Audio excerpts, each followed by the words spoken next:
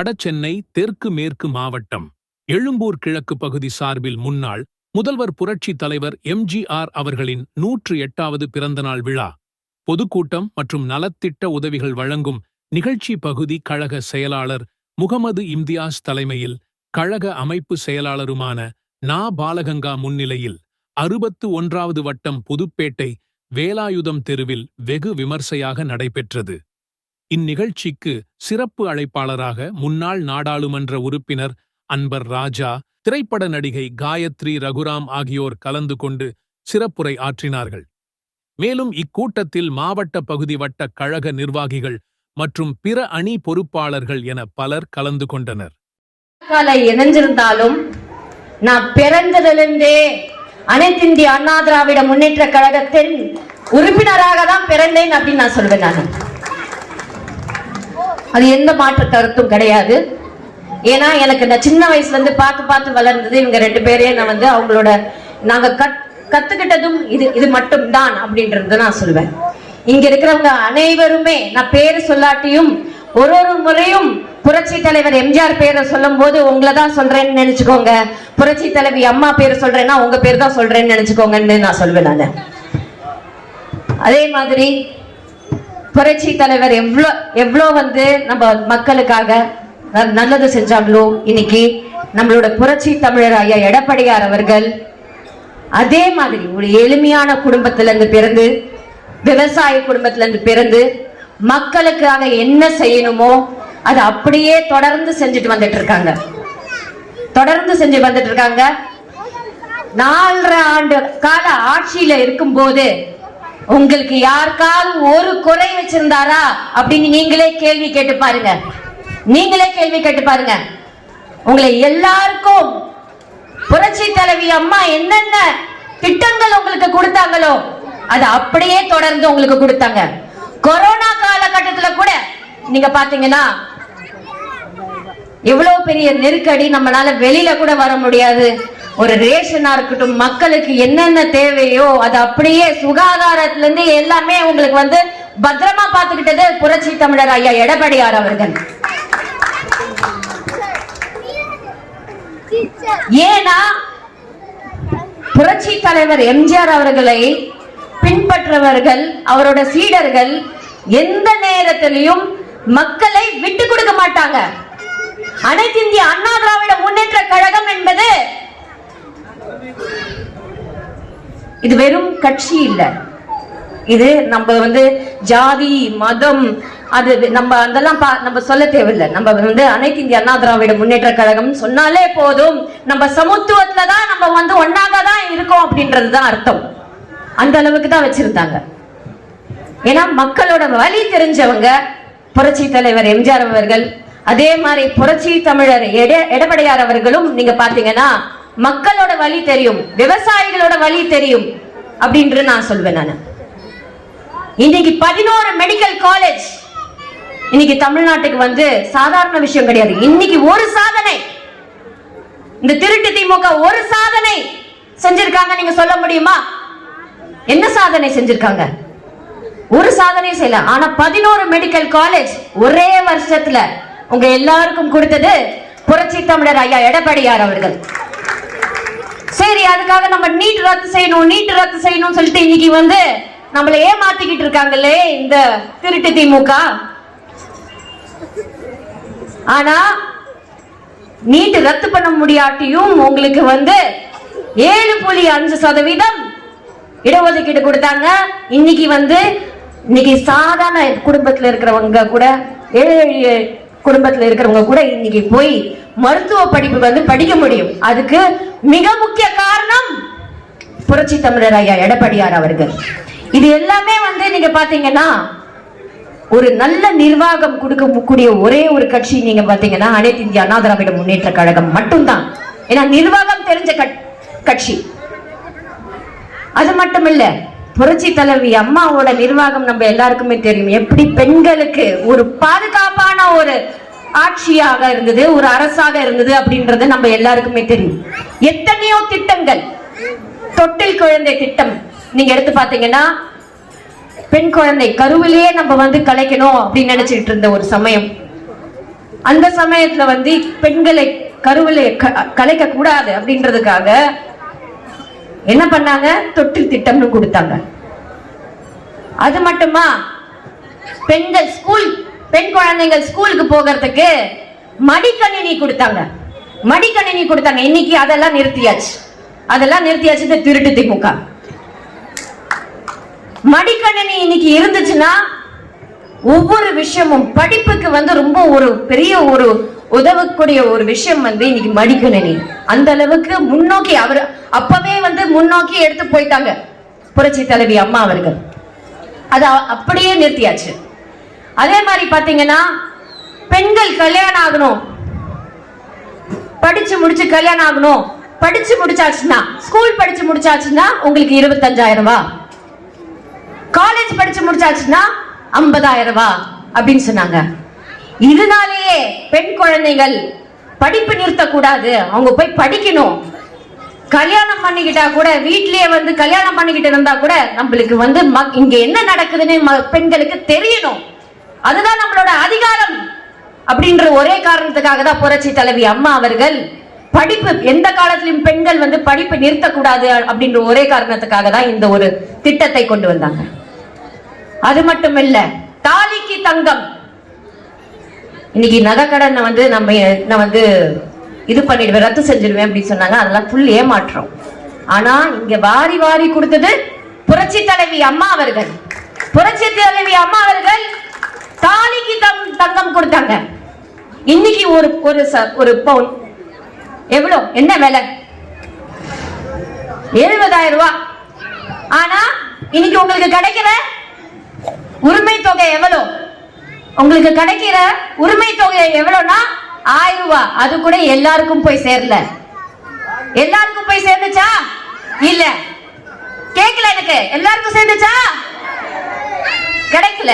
ஏன்னா வந்து இவங்க அறிவிச்ச திட்டம் எல்லாமே ஹாஃப் பாயில் திட்டம் தான் நான் சொல்வேன். ஹாஃப் பாயிலாவது நம்ம சாப்பிடலாம்.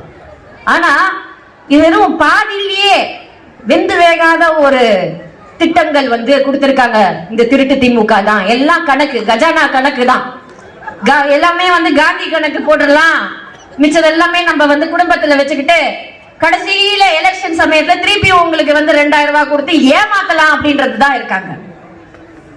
இப்படிதான் இருக்காங்களே தவிர உங்களுக்கு வந்து மக்களுக்காக ஒரு திட்டமோ நிரந்தரமாக ஒரு நல்ல திட்டமே இன்னி வரைக்கும் அறிவிக்கல. அறிவிச்சாலுமே அது சரியா போய் சேரதில்லை மக்களுக்கு அப்படின்னு தான் நான் சொல்வேன்.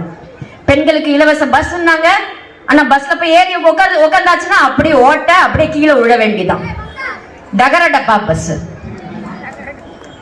இந்த மாதிரி பஸ்ல நம்மள எப்படி நம்ம டிராவல் பண்ண முடியும்? பெண்கள் அங்க பாதுகாப்பும் இல்லை. கேட்டா அந்த படியில ஏறி நம்ம போயாச்சுன்னா உடனே வந்து நம்மளுக்கு மரியாதை குறைவாக, ஓசி பஸ் தானே, நீங்க என்ன ஏறி உட்காந்துட்டு நீங்க ஓசியில டிராவல் பண்ணலாம தானே அப்படின்னு சொல்லிட்டு சொல்றாங்க. ஓசியில வந்ததுனால நீங்க நிக்கணும், உட்கார கூட தேவையில்லை அப்படின்னு தான் பேச. அந்த அளவுக்கு தான் உங்களுக்கு மரியாதை கொடுப்பாங்க. சோ இந்த மாதிரி ஏமாற்றக்கூடிய ஒரு திட்டங்கள் தான் இன்னைக்கு வந்து இந்த திருட்டு திமுக. அது முழுக்க முழுக்க பெண்களுக்கு எதிரான திட்டங்கள் அப்படின்னு தான் நான் சொல்வேன். நீங்க பாத்தீங்கன்னா இன்னைக்கு வந்து மிக்சி, கிரைண்டர் எதுக்கு கொடுத்தாங்க? உங்களுக்கு திமுக வந்து டிவி கொடுத்தாங்க. எதுக்கு டிவி கொடுத்தாங்கன்னா, எவ்வளவு புத்திசாலி பாருங்க. அவங்க எதுக்கு டிவி கொடுத்தாங்கன்னா, அவங்க பொய் பிரச்சாரம் எல்லாம் அதுல பண்றதுக்கு, அந்த பொய்யை நீங்க நம்புறதுக்கு, எப்ப வேணா நான் பொய் சொல்லிக்கலாம், எப்படி வேணா கதையை மாத்தி சொல்லிக்கலாம், ஐயோ கொல்றாங்க அப்படின்ற ஒரு காட்சியெல்லாம் உங்களுக்கு காமிச்சு ஏமாத்தலாம் அப்படின்றதுக்காக தான் இந்த டிவி. அதே மாதிரி ஒரு சேனலும் ஆரம்பிச்சாங்க. ஆனா பெண்களுக்காக அதே மாதிரி சீரியல், எல்லா பெண்களும் கெட்டவங்க அப்படிதான் சீரியல். எல்லா பெண்களும் கெட்டவங்க. அந்த ஒரே ஒரு அப்பாவி பெண் தான், பெண்களே எதிரி, பெண்களே அப்படி. இந்த மாதிரி தான் வந்து அவங்களோட நம்மள வந்து அப்படியே ஒரு எதிரியாவே காமிக்கிறது. அதே நீங்க பாத்தீங்கன்னா மிக்சி, கிரைண்டர் எதுக்காக கொடுத்தாங்க? உங்களோட சிரமம். வீட்டுல வந்து நீங்க கஷ்டப்படக்கூடாது. நீங்க வேலைக்கு போகும்போது ஈஸியா நீங்க உட்காந்து அம்மிக்கல்ல ஆட்டிட்டு இருக்க தேவையில்லை. ஆனா இதெல்லாம் ஈஸியா ஆக்கிறதுக்காக தான் புரட்சி தலைவி அம்மா அவர்கள் உங்களுக்கு கொடுத்தாங்க. அதே மாதிரி ஸ்கூட்டி கொடுத்தாங்க. எதுக்கு தந்தாங்க? பெண்கள் வந்து தைரியமா போகட்டும்.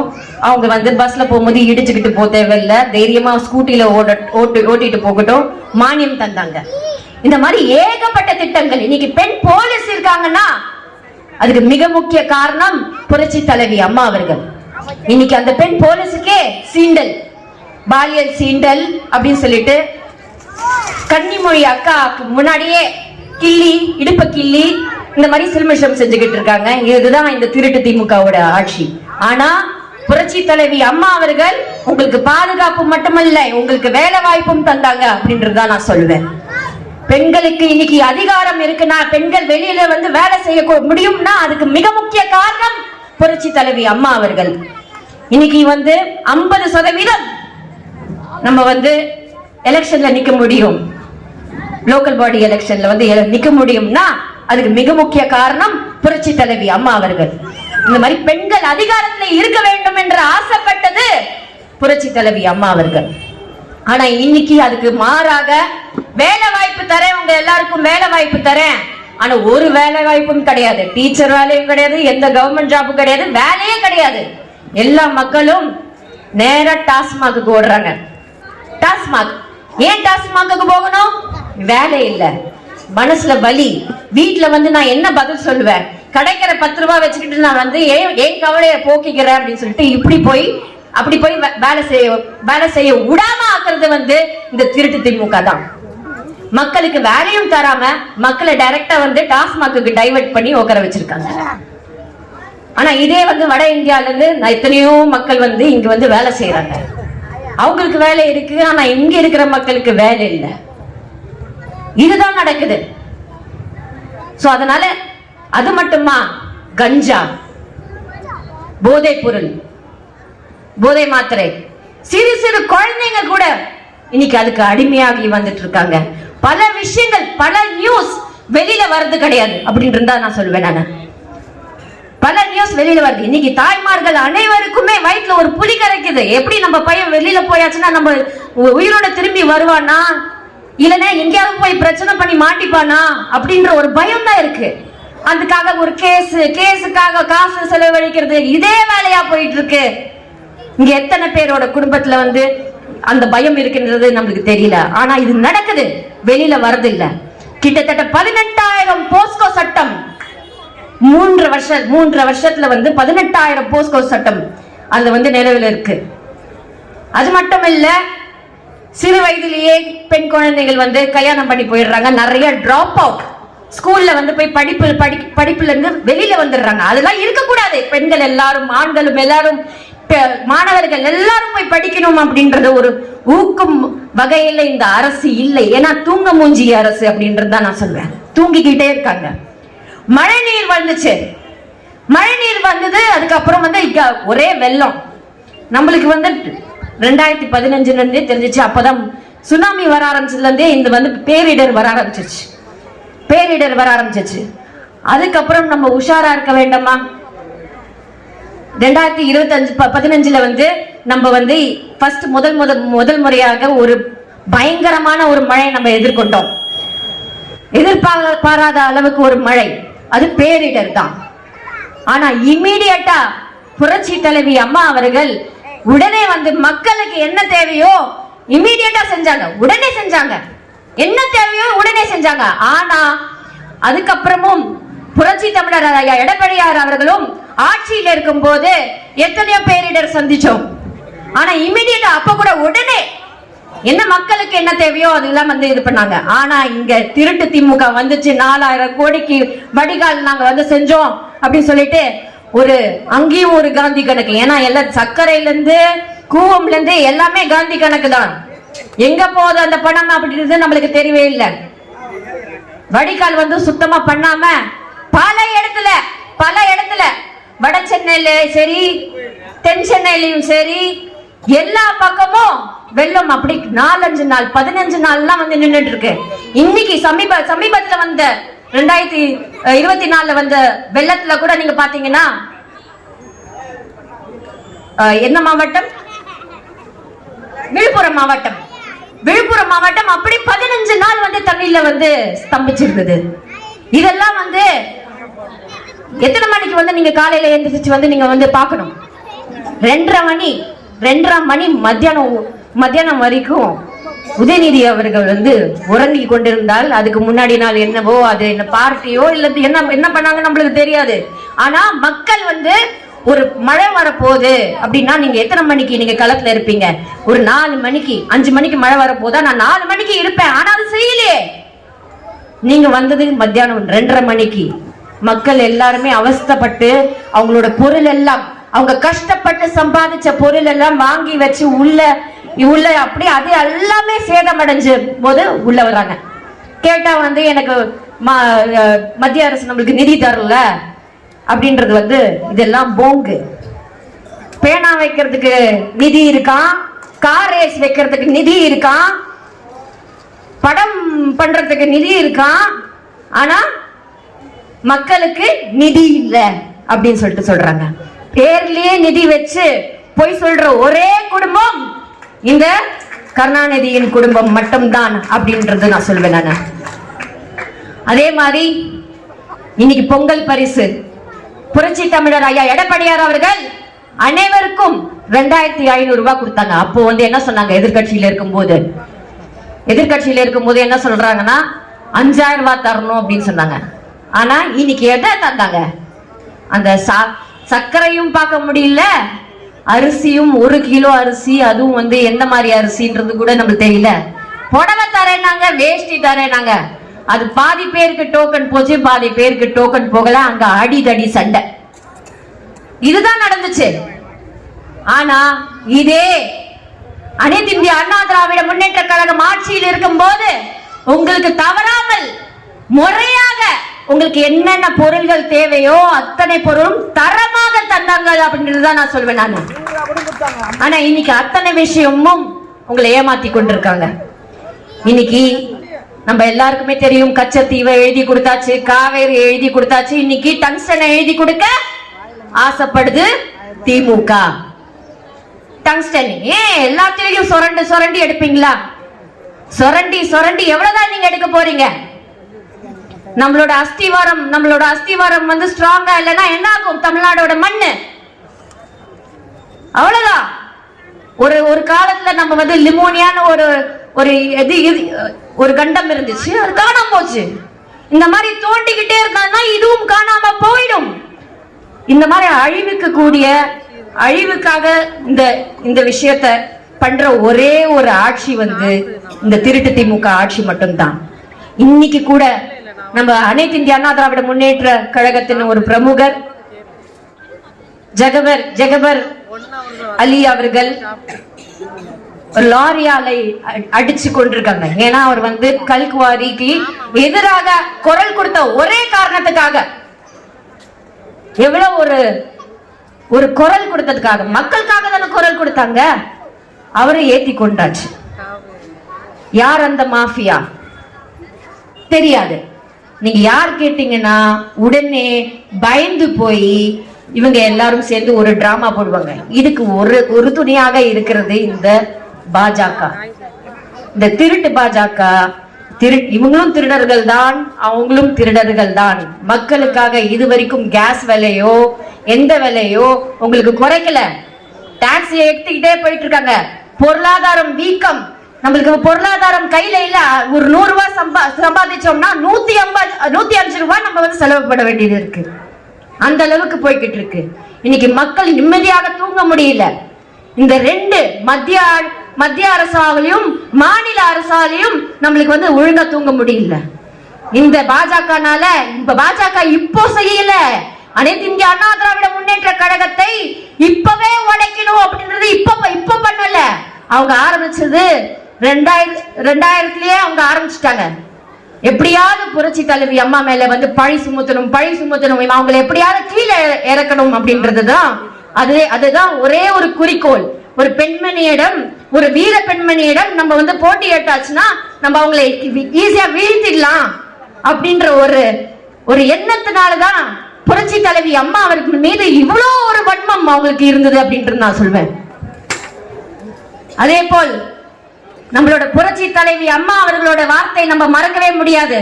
மோடியா இந்த லேடியான்றது மறக்க முடியாது.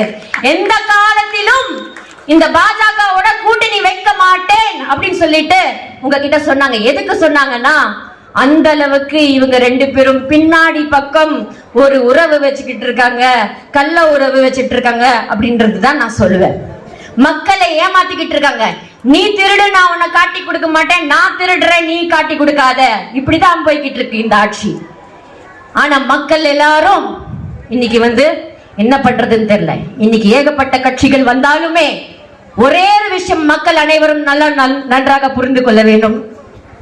அனைத்து இந்திய அண்ணா திராவிட முன்னேற்ற கழகம் தான் மீண்டும் எம்ஜிஆர் ஆட்சி, புரட்சி தலைவர் எம்ஜிஆர் ஆட்சி கொண்டு வர முடியும்.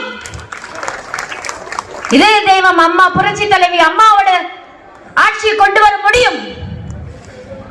ஐயா எடப்பாடியார் அவர்கள் உங்களுக்கு ஒரு நல்ல ஆட்சி கொடுத்து மீண்டும் முதல்வர் ஆனா மட்டும்தான் உங்க எல்லாருக்கும் எல்லா பிரச்சனைக்கும் ஒரு தீர்வு கிடைக்கும் அப்படின்றது அடிச்சு சொல்வேன் நான்.